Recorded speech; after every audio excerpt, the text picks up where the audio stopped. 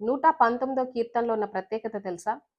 ఈ కీర్తన ఎవరు రాసారో తెలీదు కానీ, రాసిన శైలిని బట్టి బైబిల్ పండితులు కొంతమంది ఇది దావీదని, మరికొంతమంది ఎజ్రా అని అంటారు.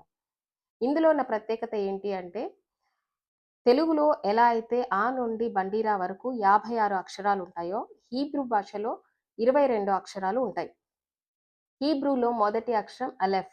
అలెఫ్ అనే అక్షరంతోనే మొదటి 8 వచనాలు ప్రారంభమవుతాయి. తర్వాతి అక్షరం బేత్. బేత్ అనే అక్షరంతోనే తర్వాతి 8 వచనాలు ప్రారంభమవుతాయి. ఇలా చివరి అక్షరమైన తౌ వరకు రాయబడింది.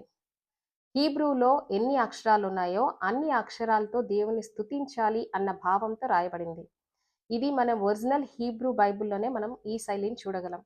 ఇతర బైబిల్ ట్రాన్స్‌లేషన్స్‌లో ఈ శైలి మనకు కనపడదు. అందుకనే తెలుగులో 119వ కీర్తన 22 భాగాలుగా ఉంటుంది. ప్రతి భాగం ఆరంభంలో హీబ్రూ అక్షరము తెలుగులో రాయబడి ఉండడం మనం చూస్తాం. 119వ కీర్తన అంతా కూడా దేవుని వాక్యము, ధర్మశాస్త్రము, న్యాయ విధులపైనే ఉంటుంది.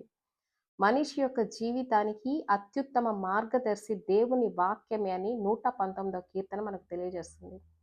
ఈ కీర్తనలో ఇంత ప్రత్యేకత ఉంది అని తెలియని వారికి తప్పకుండా ఈ వీడియో షేర్ చేయండి.